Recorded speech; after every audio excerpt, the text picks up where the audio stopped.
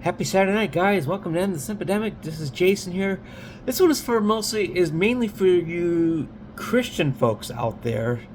I'm going to kind of diverge a little bit here. This may apply to everybody in general, though, and I think everybody can take a clue from this one.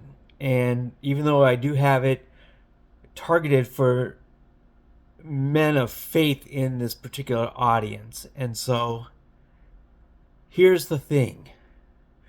We have a lot of men these days who are just, waiting for a miracle, and an informal survey by YouTuber influencer Emily King did indicate that the percentage of single men who are in this club is about 40%. And her survey got about 155,000 responses. So it's a pretty good sample size. But what are they doing while they're waiting for that miracle is the important question tonight. And I'm going to say that God does a lot of miracles, and people have done immense miracles in his name in the Bible.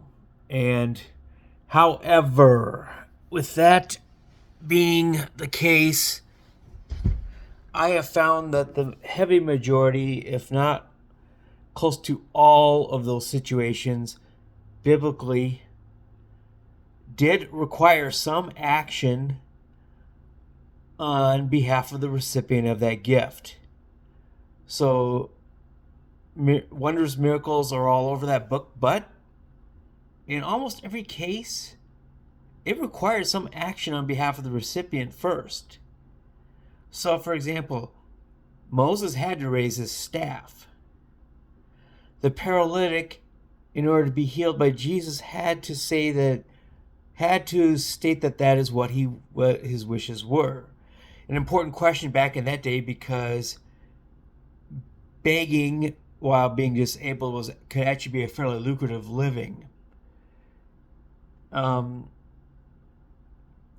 have a lot of people out there on social media trying to do that these days, particularly with GoFundMe.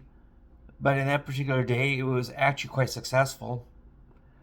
So Jesus had to ask this man a very important question.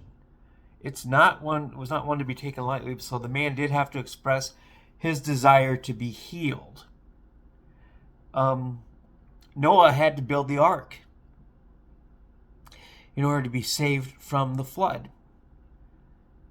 And even when Paul got through his encounter with God, he had to physically wipe the scales from his eyes in order to be able to see again, and therefore carry on his life as Paul. He was formerly Saul.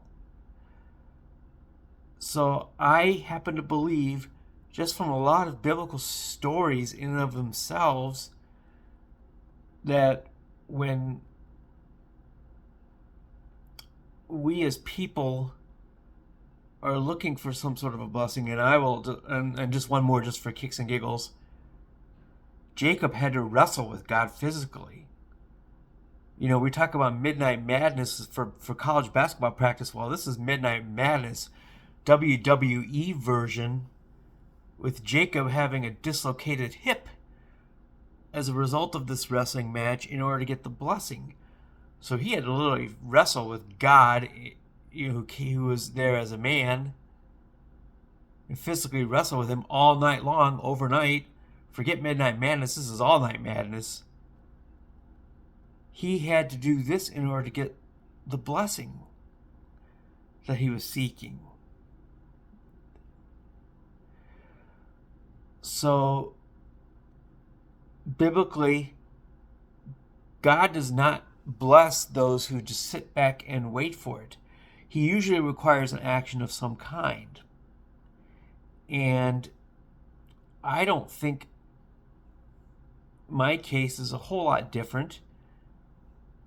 And I'm making moves to improve my life and elevate my value, even if it never happens. I'm also doing all this for myself, because it's going to improve my quality of life.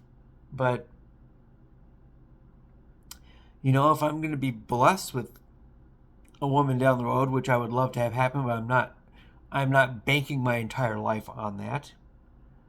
But if it does, I believe these actions are my way to show God that I'm serious. Not only about being of better market value for whoever this lady is, but also serious about improving life for myself. Woman or no woman, these are things that are going to improve my own personal life. Going to the gym, building up my bowling hobby again after being out of it for 25 plus years. Building myself up professionally with my job and my career. Even again, coming out of very difficult situations and rebuilding everything up. These are moves that will improve my own life and also will show my God that I'm serious about elevating my life value to be more attractive and simultaneously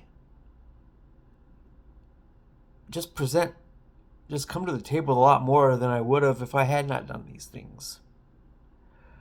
So that is my thing for tonight here. I just believe that these things require action of some kind. God does not drop presents out of the sky out of a parachute. It just doesn't happen that way. So if you are in that particular club, and according to Emily's survey, it's about 40% of single men, what are you working on to level up your life? Because I don't think God is just going to magically drop somebody in your life with no effort whatsoever on your part. Biblically, I think this has been proven repeatedly. Across both testaments, mind you.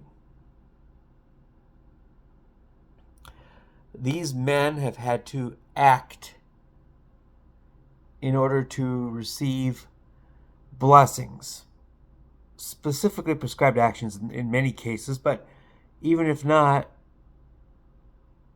I don't believe in a God that just magically grants wishes out of the sky. You need to be putting yourself in a position to up your own life for yourself and to make yourself more attractive. And this is my goal right now. This is why I'm at the HIIT gym, 3-4 times a week now. I just started this a couple weeks ago. I already feel quite a bit better, and I already sense myself getting a little bit stronger as I've gone along.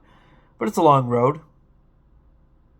And I believe that this will, even the physical end of things will help. I have a little bit of a tie around the waist. But my weight is at a good spot, so I'm just basically trying to shape some of that into actual muscle. So anyway, this is Jason and then the Simpademic. That is my spiel for tonight. And if you are of the faith, take a look at these stories in your Bible, see if you can find any more, and let me know in the comments, because I sure would appreciate it. If there's anything else I missed or forgot, just let me know. I certainly would appreciate that. And anyway, this is Jason. Enjoy your Saturday night, folks, and Sunday is coming. We're just halfway through the weekend, so we got one more day to go. Enjoy everything. Peace out, homies.